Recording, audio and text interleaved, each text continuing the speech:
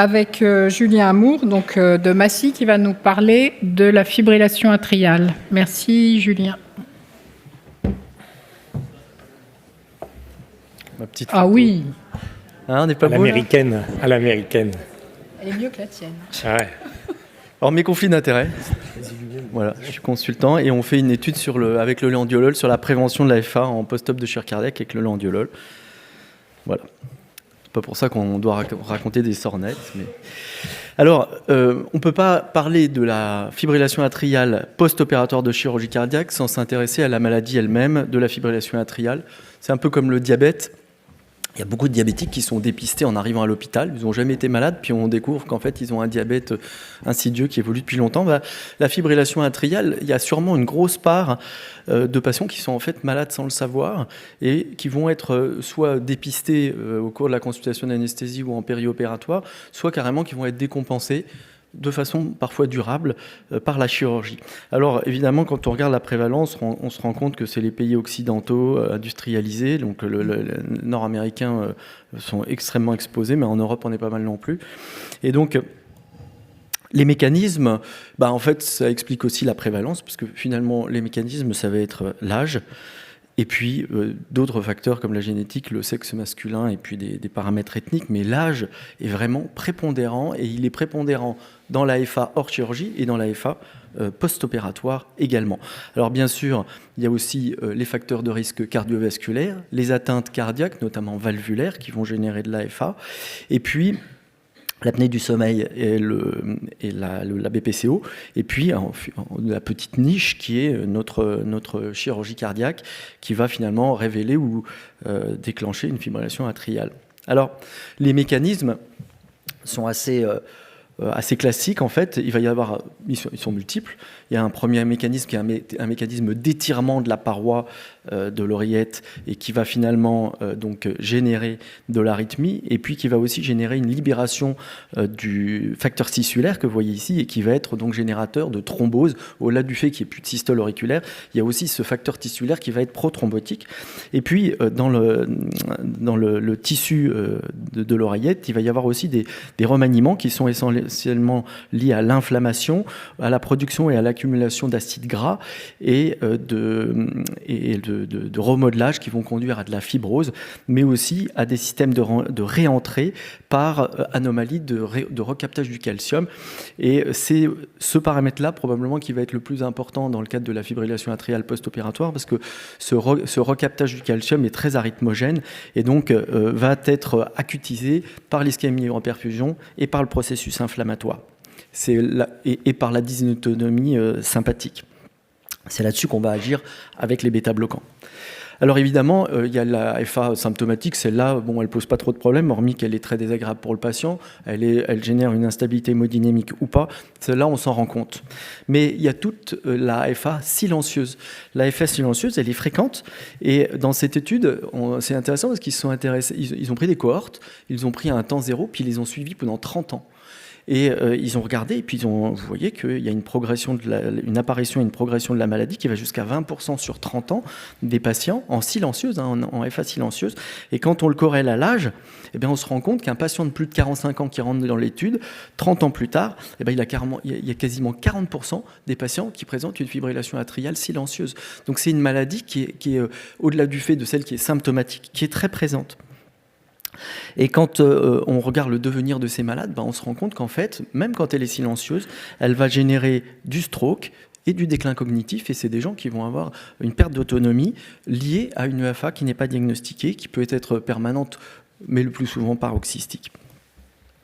Alors, quand on s'intéresse au focus de la chirurgie cardiaque, on se rend compte que vous le voyez tous, c'est un fléau, c'est fréquent. En fonction des études, c'est entre 20 et 50%. C'est en fonction des études essentiellement pour une question de définition. C'est-à-dire que selon les études, quand vous avez une définition, on prend l'AFA qui dure 10 secondes, ou on prend l'AFA qui dure plus 5 minutes, ou on prend l'AFA qu'il faut cardio-verser, c'est pas la même chose et ça génère une énorme hétérogénéité entre les études. Et cette définition, bien souvent, n'est pas donnée dans les études sur la FA. Maintenant, c'est plus le cas, mais il y a plein d'études où on ne sait même pas quel argument de FA ils ont pris. Et donc, ça explique cette variation de prévalence. En moyenne, c'est 30% chez le patient de 65 ans de survenue d'événements. Je dis 30% chez le patient de 65 ans parce que, comme je vous l'ai dit, l'âge est absolument déterminant. Et vous voyez que chez un patient de 60 à 70 ans, l'incidence est de 30%, mais quand vous avez plus de 80 ans, elle est de 50%. Donc elle est considérable. L'âge est déterminant. Et puis, au-delà de l'âge, il va y avoir la distension de cette oreillette. Donc une oreillette qui fait plus de 20 cm², elle est à haut risque de fibrillation atriale. Et bien sûr, les facteurs de risque cardiovasculaires qu'on a décrits dans la pathologie chronique. Et puis, il va y avoir un autre élément qui va être la complexité chirurgicale et le type de chirurgie. Vous voyez que le pontage coronaire est peu pourvoyeur. Il est quand même pourvoyeur, mais le moins pourvoyeur de fibrillation atriale. En revanche, la chirurgie valvulaire aortique, mais surtout mitrale, vont être des forts pourvoyeurs de fibrillation artérielle atriale post-opératoire. Et alors, quand vous faites du multisite, vous acutisez les choses avec des patients qui sont quasiment à 60% de risque de survenue. Les paramètres qui vont jouer en péropératoire, ça va être tous les désordres, les modifications de conditions de charge, ça on le sait bien, les désordres hydroélectriques bien sûr, que ce soit potassique ou de magnésémie, et puis, élément important, l'inflammation et la dysautonomie sympathique. C'est là-dessus que la prévention par bêta-bloquant va être efficace. Alors c'est intéressant parce qu'on se rend compte que finalement, quand on interrompt les bêta-bloquants, on va avoir un effet rebond, et donc le fait de ne pas reconduire précocement les bêta-bloquants en post-opératoire, chez des patients qui y sont exposés en préopératoire, c'est un facteur de risque de survenue de fibrillation atriale. Alors, est-ce que c'est grave finalement de faire une fibrillation atriale? Parce qu'on pourrait se dire, voilà, globalement, ça régresse souvent tout seul, ça ne dure pas bien longtemps. Oui, mais en fait, ça a une grosse conséquence sur le devenir de ce malade. Puisque dans cette méta-analyse, vous voyez qu'après un épisode de FA post-opératoire, vous augmentez la mortalité à 1 an et vous l'augmentez également à 4 ans pour un épisode post-opératoire. Et dans cette autre étude, vous voyez qu'effectivement, on multiplie par 2 la mortalité, on multiplie par 2 le risque d'accident vasculaire cérébral symptomatique. Et puis, il y a un autre paramètre qu'il ne faut pas oublier, c'est qu'on embouteille complètement nos réanimations parce qu'on ne peut pas faire sortir les malades quand ils sont en arythmie, qui plus est quand ils ne le tolèrent pas bien. Et donc, ça complexifie le flux de patients dans nos institutions, au-delà du fait que c'est inconfortable pour le malade. Alors, est-ce qu'on peut prévenir la FA? Eh bien, il y a un certain nombre d'études qui ont été faites, plus ou moins bien faites. Là, on a sélectionné globalement les 2 grandes méta-analyses qui ont été faites. L'une qui est un peu ancienne, celle de Burgess en 2005, et puis la suivante qui est en 2011. Et puis, donc, on a analysé ces datas et on s'est rendu compte qu'en fait, ce qui prévenait le mieux la fibrillation atriale, c'était les bêta-bloquants. Les bêta-bloquants, et notamment dans leur introduction. Donc ici, c'est les bêta-bloquants qu'on introduit, qui n'étaient pas là en préopératoire. Et puis, en dessous, là, ici, c'est la reconduction. Voilà, c'est la reconduction des bêta-bloquants qui étaient là en préopératoire et qu'on a mal réintroduit ou trop tardivement. Et on s'est rendu compte aussi que quand on utilise des bêta-bloquants cardiosélectifs, c'est-à-dire avec un effet ciblé sur les récepteurs bêta-adrénergiques cardiaques, eh bien, on avait un effet beaucoup plus performant qu'un bêta-bloquant non cardiosélectif. Donc ça veut dire qu'il faut les mettre précocement, il faut mettre un bêta-bloquant cardiosélectif de préférence, et le bêta-bloquant, c'est un très bon médicament pour prévenir la FA. Dans l'autre méta-analyse, donc d'Arsenault, eh bien, on confirme ces données avec un volume d'études bien supérieur puisqu'elle est postérieure. Et quand on s'intéresse au caractère cardio-sélectif du bêta-bloquant, on voit que des médicaments comme le sotalol sont extrêmement efficaces avec des odds ratios très performants. Alors, on a pu étudier avec Dan Longroy au cours de cette étude l'importance de reconduire le traitement bêta-bloquant préopératoire. Et vous voyez qu'ici, le traitement bêta, alors qu'il soit préopératoire ou de l'introduire précocement quand il n'était pas là en préopératoire. Vous voyez que quand on regarde les délais de réintroduction par les cliniciens du bêta-bloquant, de réintroduction ou d'introduction, eh ben, il survient à 48 heures majoritairement. Pourquoi? Parce qu'on est tous un peu fébriles, on ajoute le bêta-bloquant, alors soit on a des problèmes de vasoplégie comme Pierre Grégoire le décrivait, ou alors on a des problèmes d'inotropie, et puis on est un peu fébrile. Une fois qu'on a donné le médicament quand il est dans le malade, eh ben, ça peut être gênant, et donc en fait, le clinicien il a du mal à le réintroduire à des bonnes doses, et donc l'analyse qu'on avait faite là, c'est qu'il était réintroduit à 48 heures. Et malheureusement, on sait que la fibrillation atriale, elle va survenir principalement dans les 48 heures post-opératoires. Vous voyez un effet pic, et vous remarquez aussi qu'ensuite il y a un épuisement et que l'AFA à 10 jours, elle est rare en post-opératoire. Elle peut être présente chez des patients qui sont malades, qui ont une fibrillation atriale non documentée avant, mais la plupart du temps, ça régresse et le pic est à 48 heures. Et ce qui est intéressant aussi, c'est que la récidive survient à 72 heures, soit 24 heures après le premier épisode. Et donc, c'est finalement assez précoce et même la récidive est précoce derrière l'événement. Ça a son importance aussi pour la prise en charge des anticoagulants, on y reviendra. Alors, il y a une alternative qui est le bêta-bloquant intraveineux. Le bêta-bloquant idéal, c'est le bêta-bloquant intraveineux parce que la biodisponibilité du péros, elle n'est pas toujours facile. Puis ça a un autre avantage, c'est que ce sont des molécules qui sont des molécules d'effet de courte durée d'action. Si vous êtes gouré et que le patient le supporte mal, vous pouvez toujours vous arrêter et l'effet s'épuise très rapidement. Donc il y a un double effet intéressant. Le problème jusqu'à présent, et pour avoir utilisé un petit peu l'esmolol, le gros problème de l'esmolol, c'est que certes, vous voyez que quand on compare le landiolol, qui est beaucoup plus spécifique sur les récepteurs bêta-adrénergiques que l'esmolol, qui a aussi des effets vasodilatateurs, eh ben, on arrive certes à baisser la fréquence cardiaque, on le fait beaucoup mieux avec le landiolol, mais le problème de l'esmolol, c'est qu'on avait des hypotensions qui faisaient qu'une fois sur deux, on rangeait le médicament et on sortait l'amiodarone comme on faisait avant. Finalement, ça marchait très bien et on était content de nous. Avec le landiolol, cet effet hypotenseur, il est beaucoup plus rare et il survient surtout à des doses élevées et donc on est beaucoup moins gêné. Donc finalement, ça pourrait être intéressant d'avoir cet agent intraveineux de courte durée d'action, et ça a été mis en avant dans une méta-analyse japonaise, essentiellement sur des études japonaises, qui montraient un bénéfice réel à l'exposition au landiolol en préventif pour diminuer la survenue de fibrillation atriale post-opératoire. Au cours de cette méta-analyse qui est plus récente, vous voyez, de 2020, eh bien, les auteurs ont confirmé le bénéfice des bêta-bloquants, mais ils ont aussi montré une chose intéressante, c'est que vous voyez, quand on donne en post-opératoire les bêta-bloquants, on est plus efficace que quand on les donne en péropératoire ou en préopératoire. Et donc finalement, le faire en post-opératoire, c'est une bonne prévention. Et élément intéressant aussi dans cette méta-analyse, ils ont regardé les patients qui étaient exposés à une administration intraveineuse de bêta-bloquants et par voie orale, et on se rend compte que finalement, par voie intraveineuse, on est plus efficace. Donc finalement, on peut être plus précoce, on peut avoir des molécules plus maniables. Si on s'est trompé, on peut arrêter, donc on est moins embêté, donc on peut la mettre plus précocement. Et ça, c'est bénéfique dès le post-opératoire, sans être obligé. Il y a eu des études où ils mettaient le landiolol en péropératoire, ça peut générer de l'instabilité hémodynamique, et finalement, il suffit de le mettre en post-opératoire. Et quand on compare évidemment le landiolol et l'esmolol, on se rend compte que finalement l'esmolol est moins efficace parce que souvent il est arrêté pour des raisons hémodynamiques, alors que le landiolol, lui, est bénéfique. Finalement, les recommandations des dernières RFE qui ont été publiées sur le sujet montrent que la prévention doit être faite par des bêta-bloquants en priorité, sans spécifier si ça doit être intraveineux ou oral. On n'avait pas assez de biscuits pour le faire, mais voilà les recommandations. Alors pour les autres, l'amiodarone a montré son efficacité en prévention. Le problème, c'est qu'il y a une grosse hétérogénéité des études entre elles, parce qu'il y a 10 milliards de protocoles. Bien souvent, il faut le donner très en amont. L'idéal, c'était l'étude Papabir que je vous livre ici, où on exposait le patient à au moins 3 semaines d'amiodarone avant. Alors, on avait un effet magique, mais le problème, c'est qu'on avait aussi des effets bradycardisants qui faisaient qu'il fallait hospitaliser le malade parce qu'il n'était pas bien. Et donc, finalement, on s'est dit c'est de la prévention à double tranchant. Et donc, finalement, il n'est pas recommandé d'exposer le patient à l'amiodarone en prévention de l'AFA post-opératoire. Pour ce qui est de la digoxine et des inhibiteurs calciques, ce n'est pas efficace.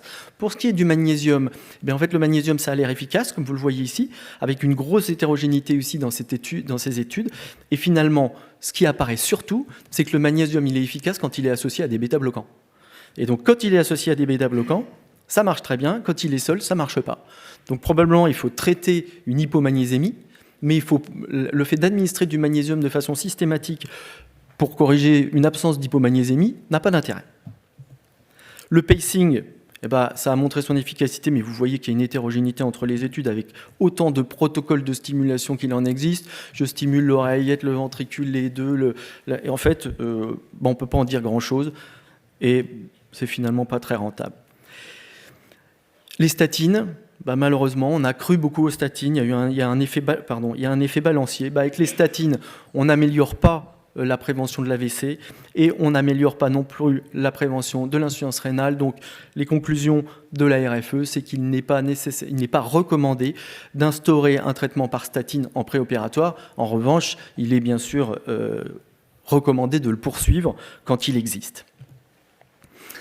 Pour ce qui est de la colchicine, qui avait montré des vertus en faveur d'une prévention intéressante de l'AFA, eh bien, la colchicine, c'est pas forcément formidable parce que c'est NS entre les groupes, mais en revanche, ce qui est sûr, c'est qu'il y a des effets gastro-intestinaux qui font qu'on arrête la colchicine bien avant ce qu'il faudrait, puisqu'il fallait la poursuivre 3 semaines après la chirurgie et que les patients arrêtent dans bon nombre de cas devant des diarrhées incoercibles. Et donc finalement, on n'a plus d'intérêt à le faire. Alors, que faire sur un premier épisode de FA ? Eh bien, on reste sur des grands classiques. Il y a une instabilité hémodynamique avec une mauvaise tolérance. Idéalement, on fait une ETO pour contrôler la vacuité de l'auricule et on choque. Si on ne peut pas, on choque. Pour ce qui est de la prévention médicamenteuse, eh bien, dans le cadre quand le patient présente une fonction contractile normale, eh bien, la recommandation, c'est en priorité de mettre des bêta-bloquants. Et on ne cherche plus à réduire, on cherche à ralentir, et pas ralentir à 80 par minute, ralentir en dessous de 110. En dessous de 110, on a une bonne tolérance, le remplissage est correct, et ça suffit, il n'y a pas besoin de s'énerver. La symptomatologie de la fibrillation atriale post-opératoire va régresser spontanément dans 90% des cas. Avec les bêta-bloquants, on va accélérer la réapparition du rythme sinusal, et donc il n'y a pas besoin de réduire spécifiquement. Et vous voyez que lorsque le patient a une insuffisance cardiaque avec une fraction d'éjection inférieure à 40%, eh bien là, c'est probablement la seule place qui reste à l'amiodarone. Et d'ailleurs, dans ces recommandations, vous voyez qu'on voit passer tous les bêta-bloquants en premier, et puis l'amiodarone, elle est recommandée en dernier lieu.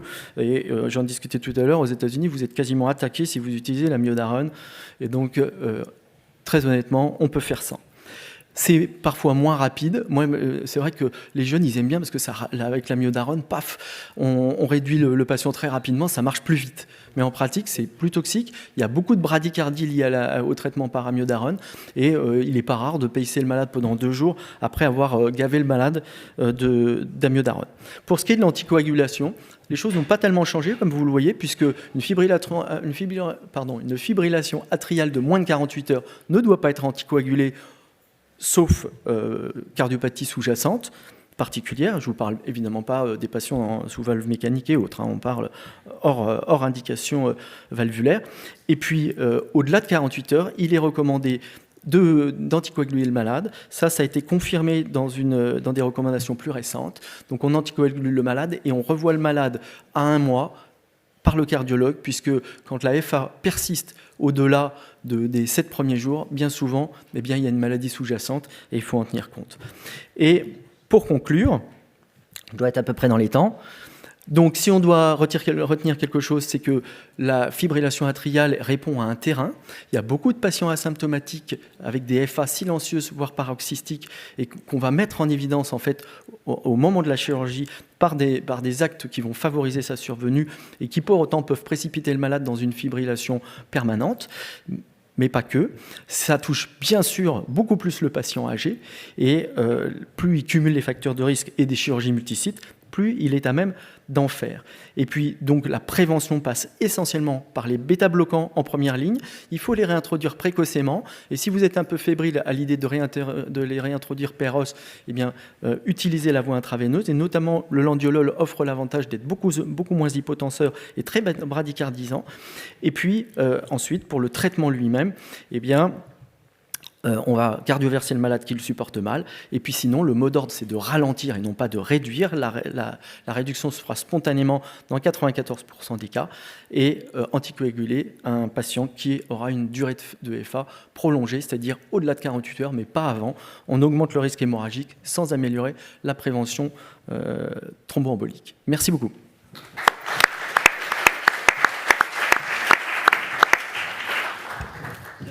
Merci beaucoup, Julien.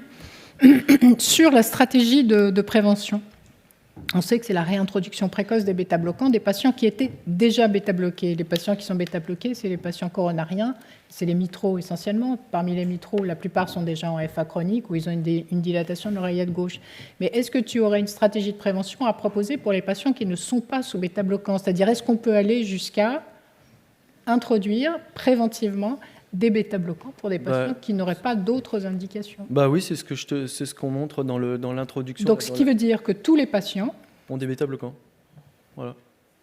Oh, est-ce que c'est une pratique nous, c'est ce qui se passe, mais bon.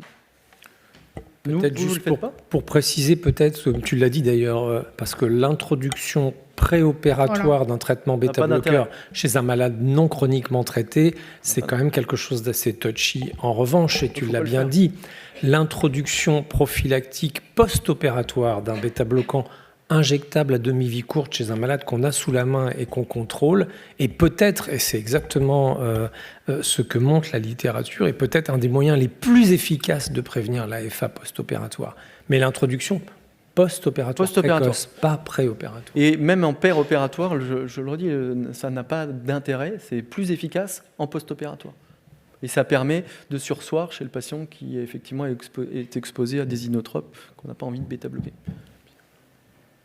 Ouais. Oui, Pierre. 1, 2. J'ai juste une question. Et on laisse combien de temps? Ça, c'est une bonne question. Parce que l'histoire ne le dit pas. C'est un peu le problème. Je te concède que c'est un peu le problème parce qu'on les introduit. Souvent, ce n'est pas nous qui gérons la suite parce que c'est les cardiologues qui vont les récupérer. Et ils sont souvent... c'est des patients qui vont finir par rester souvent sous bêta-bloquants, sauf mauvaise tolérance. Et donc, c'est un petit peu le problème, effectivement. On a des pratiques qui ne sont pas du tout optimales. Mais tu as une réponse, toi, sur le... Moi, j'ai pas... Après, nous, j'essaie de faire en sorte qu'il y ait un vasopresseur ou pas qui soit réintroduit. Un vasopresseur? Oui, moi, si elle l'aura, c'est pas une contre-indication à mettre un bêta-bloquant. Ah non, mais la noradrénaline, c'est pas du tout la même voie d'action. Par contre, la dobutamine, oui. Le premier soir, on essaye de mettre un bêta-bloquant dès le premier soir, le premier jour de la chirurgie. Et après, nous, le problème, c'est le suivi derrière. Ils sortent. Je crois que les chirurgiens, c'est un peu selon le chirurgien. Et après, nous avons un problème de suivi avec les cardios et puis ils repartent. Mais ma question, est-ce qu'il faut couvrir pendant un mois et puis arrêter? Une valve qui n'en avait pas avant, ça m'embête de le laisser en long terme sous bêta-bloquant. Alors normalement, ils sont revus par les cardiologues qui le gèrent et qui vont les arrêter. Mais très honnêtement, effectivement, on ne le gère pas. Donc nous, on l'introduit systématiquement et derrière, eux, c'est en fonction de la tolérance du malade et de son besoin.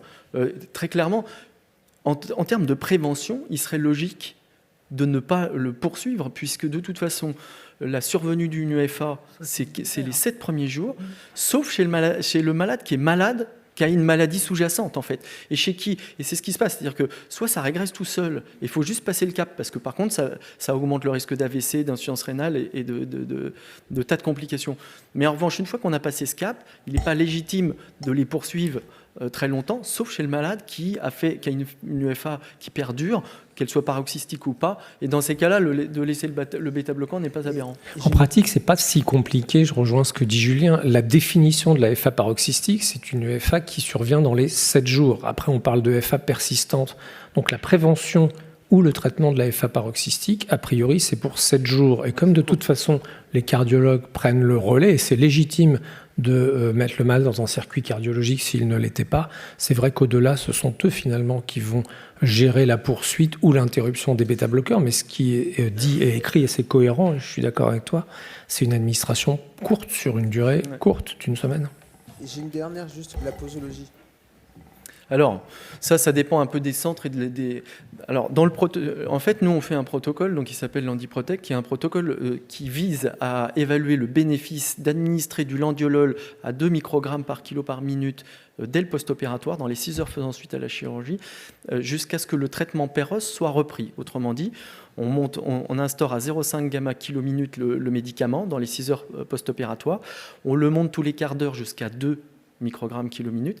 On le laisse comme ça. À la 12e heure, on donne le bêta-bloquant du bisoprolol à 2,5 mg. On diminue une demi-heure après, on diminue par 2 la dose de landiolol. on la laisse courir jusqu'à la 24e heure, et à la 24e heure, on arrête complètement le landiolol une demi-heure après avoir donné une deuxième dose de bisoprolol à 2,5 mg. Donc ça fait 2,5, 2,5, mi-dose pour le premier comprimé de bisoprolol, arrêt du landiolol pour le deuxième, justement pour couvrir cette période initiale où il y a une biodisponibilité qui n'est pas parfaite, et surtout il faut le temps de réadministrer Péros. On est en train de voir, je ne sais pas si ça fonctionne très bien chez les Japonais. Les Japonais, ils l'utilisent à tour de bras comme ça, mais chez nous, sur le caucasien, on ne sait pas si l'effet est le même. Donc on a une étude de 350 malades qui est en train de se finir sur ce domaine-là, et le but c'est de pouvoir montrer qu'effectivement il y a un bénéfice. On attend les résultats. Mais dans l'idée, c'est ça. Donc pour le bêta-bloquant, c'est 2,5, ça permet, si on s'est trompé, de pouvoir reculer, et ça couvre bien les 24 premières heures. On commence à avoir quelques données chez le caucasien. Dans l'étude Melpoaf qu'on a publiée l'année dernière, on divise par 2 l'incidence de l'AFA post-op après chirurgie cardiaque quand on utilise le landiolol à visée prophylactique, démarré dès l'arrivée en réanimation sur une durée de 24 heures, comme tu le dis, et à des doses en moyenne qui étaient de l'ordre de 2 gamma km/min. Ce qui est tout petit. Pour ceux qui ne l'utilisent pas, 2 gamma, c'est vraiment... moi, quand je propose aux patients de les inclure dans l'étude, je leur dis c'est homéopathique. Ça, ils aiment bien. Mais c'est exactement ça. C'est vraiment des toutes petites doses. Ouais. Oui, bonjour, Françoise Gaillat de Marseille. Quid des patients qui sont déjà sous cordarone avant l'intervention pour une FA chronique ou paroxystique? Est-ce qu'on associe le landiolol à la reprise de la cordarone? Est-ce qu'on switch complètement, on arrête la cordarone? Comment on fait? Alors, la logique, c'est de poursuivre le traitement instauré, et donc de la rendre, de donner l'amiodarone. Et puis après, de charger en amiodarone si, compte tenu du processus inflammatoire et de l'ischémie en perfusion, il y a un passage en FA qui arrive. C'est ce qui est le plus logique. Après, il y a la pathologie associée. Effectivement, il peut être intéressant d'y associer un bêta-bloquant, mais c'est plus dangereux en termes rythmiques. La logique, c'est, je ne sais pas si vous partagez cette opinion, parce que à ma connaissance, il n'y a pas eu d'études comparatives sur ce profil-là, mais la logique, c'est de poursuivre ce qui existait déjà et qui fonctionnait. Surtout que l'idée, c'est un peu d'éviter l'exposition à l'amiodarone, parce qu'on sait que c'est un médicament, certes, assez miraculeux, entre guillemets, mais qui est toxique, à plus d'un titre, que ce soit pulmonaire ou qui a des effets secondaires sur des effets bradycardisants post-opératoires dont on se passe bien. Et donc, l'idée, c'est de ne pas l'exposer. Mais une fois qu'il y est et qu'il est traité comme ça, la logique, c'est de poursuivre. De toute façon, vous savez, l'amiodarone a une demi-vie d'élimination de 3 semaines. Donc, l'arrêter 2 jours avant l'intervention, ça ne sert pas à grand-chose. Et ton protocole, comment tu juste avant toi, Sacha, comment tu le positionnes par rapport à ton protocole RAC? C'est facilitateur ou c'est au contraire un petit peu, ça retarde un tout petit peu la mobilisation, le lever, la sortie? Ah non, ça ne retarde rien du tout. Parce qu'en plus, tu reprends, tu vois, 12 heures, c'est très très rapide. À 12 heures, soit ils ont été opérés le soir, et donc à la 12e heure, ils sont au fauteuil, soit ils ont été opérés le matin et on les laisse dormir, et le lendemain, ils sont au fauteuil. Le landiolol, il est arrêté dans la matinée qui suit, quasiment. Il faut 24 heures, et puis les gens marchent. Ça retarde pas du tout. Et l'objectif, c'est même d'améliorer la RAC en diminuant le risque de FA. Parce que par contre, quand ils passent en FA, là, c'est plus embêtant. Sacha, oui. Oui, merci beaucoup pour la présentation. J'avais une question sur le facteur chirurgie. Parce qu'on n'en a pas énormément parlé dans cette présentation, mais qui est plus pour des anesthésistes réa. Il y a une étude qui est sortie, il me semble, il y a 1 an ou 2 dans le Lancet sur l'étude PALAC sur la péricardotomie postérieure, qui est un peu trop jolie peut-être, mais en tout cas qui montrait une diminution de près de, je crois, 50% des épisodes de FA. Est-ce que les chirurgiens ont pris ce pli-là? Est-ce qu'ils le font dans votre centre ou ailleurs? Je ne sais pas si je laisse l'assemblée. Nous, on ne le fait pas. Ils l'ont présenté comme l'article de l'année à la session de Biblio de ce matin. C'est miraculeux. Ils ont même une méta-analyse, c'est juste à tomber de sa chaise. Ça veut dire qu'il y a une incidence de FA post-opératoire de l'ordre de 30%, qui est quelque chose qu'on connaît tous. Et dans les groupes de patients qui ont eu cette péricardotomie postérieure, l'incidence de la FA post-op tombe en dessous de 2%. On se demande pourquoi ils n'y ont pas pensé plus tôt quand même. Parce que ça fait des années qu'on s'emmerde avec ça, nous. Non, mais c'est sûr que c'est juste incroyable, quoi. C'est incroyable. Donc nous on le fait pas, mais on va peut-être le faire. Les miracles, c'est toujours un peu les miracles sur un cas avec un patient. Il y a combien de malades? Ah, je sais plus, il y en a pas mal. Non, il y en a plus qu'un. Il y a une série de cas, je sais pas. Non, mais c'est une bonne question, mais ça serait incroyable qu'on n'ait pas pensé plus tôt à une autre technique de péricardotomie qui effacerait quasiment du paysage la FA post-op, quoi. D'autant que c'est un mécanisme inflammatoire, donc... Ah ben ça, ils le disent. Bah oui. C'est un mécanisme inflammatoire. Mais tu vois comment le fait de retirer... Tu diminues l'inflammation parce que tu diminues l'épanchement autour de l'oreillette. Ça serait formidable. Il y a aussi l'hyperadrénergie, puisque dans la transplantation cardiaque, il y a très peu de FA post-op parce que le cœur est dénervé. Bah, bien sûr. L'inflammation, elle est bien présente. Donc c'est l'effet bénéfique du bêta-bloquant, il est là. C'est vraiment... Il agit sur la dysautonomie et sur les difficultés de recaptage du calcium en diastole. Moi, j'aurais profité du fait, si tu veux m'autoriser une seconde, Sophie, oui, Julien, du fait que j'ai le micro et que personne ne peut me l'enlever, pour insister sur un point. Julien en a parlé, on n'insiste pas suffisamment parce que, évidemment, on le dit tout le temps dans les topos. En France, on adore l'amiodarone, puis il n'y a pas que les Français, partout dans le monde, on en fait des caisses tout au long de l'année. On est persuadé que ça réduit la FA, qu'on est formidable, etc. Il y a beaucoup d'effets indésirables liés à l'utilisation de l'amiodarone, tu l'as dit, beaucoup plus que ce que l'on croit. Ces effets, parce que nous, on ne les voit pas vraiment, ils se développent en quelques semaines. Ces effets répondent en partie à un mécanisme toxico-immunoallergique qui n'est pas forcément dépendant de la dose et qui n'est pas forcément dépendant de la durée d'administration. Ce que je veux dire, c'est que même une administration courte sur des malades de réanimation, pour des problèmes de FA paroxystique, peut générer des effets indésirables. Alors quand c'est une dysthyroïdie, ça embarrasse les malades de manière incroyable. Des fois, on en voit tous des comme ça. Mais quand, comme Julien l'a dit, c'est une pneumopathie interstitielle diffuse induite par l'amiodarone, et qu'en plus, ça survient chez des malades à qui on en a donné parce qu'ils ont fait de la FA post-op parce qu'elle est fréquente, après une lobectomie pulmonaire ou après une pneumonectomie ou après une transplantation pulmonaire, alors que ce sont des contre-indications formelles à l'amiodarone et que je vois partout en France des prescriptions d'amiodarone pour de la FA après pneumonectomie. Si le malade fait une pneumopathie interstitielle diffuse sur le seul poumon qui lui reste, je ne fais pas de dessin, quoi. Et c'est aussi le cas d'ailleurs quand le patient fait une pneumonie bactérienne post-opératoire, le fait de le charger en amiodarone à ce moment-là est extrêmement délétère et c'est normalement aussi une contre-indication. Il faut arrêter immédiatement et on a tendance à les charger. Et les 30 comprimés là-dessus sur une lésion alvéolo-capillaire sont extrêmement toxiques. Et on le voit effectivement à distance avec des fibroses pulmonaires que nous, on n'a pas et qui surviennent à distance. La BPCO aussi est une contre-indication normalement à l'amiodarone. Et ce sont les malades qui font de la FA en plus. L'incidence des pneumopathies interstitielles diffuses à l'amiodarone, c'est dans la littérature 5 à 10%, donc c'est pas rare. Ouais, c'est pas rare. Et 20% de ces pneumopathies évoluent vers l'insuffisance respiratoire aiguë grave. Je pense que c'est important de rappeler ça. Bon, j'arrête. Tu te retires le micro toi-même. Merci beaucoup. Il y a des questions. Il y a des questions encore. Où ça ? Il y a encore des questions ? Oui, on a le temps pour une dernière. Oui, bien sûr, on a le temps. Un petit mot de conclusion de la présidente. Ouais. Reviens, Julien. Julien. Juste savoir votre pratique de l'écho avant de mettre les bêta-bloquants par rapport aux ACFA sur les épanchements péricardiques. Attends, j'ai pas entendu ta question, pardon. Je suis vieux aussi. Oui. Bonjour, je suis Coralie Posé à Strasbourg et je voulais savoir si vous faisiez une écho-cœur à chaque patient avant de mettre les bêta-bloquants quand il passe en ACFA. Chez les patients, nous on a beaucoup d'ACFA sur des épanchements péricardiques post-op. Tu as entièrement raison, tu vois, même je l'avais mis dans la conclusion, puis je ne l'ai pas dite parce que je ne voulais pas être en retard, mais effectivement, il faut absolument vérifier le péricarde quand on... C'est pas pour la remontrer, mais...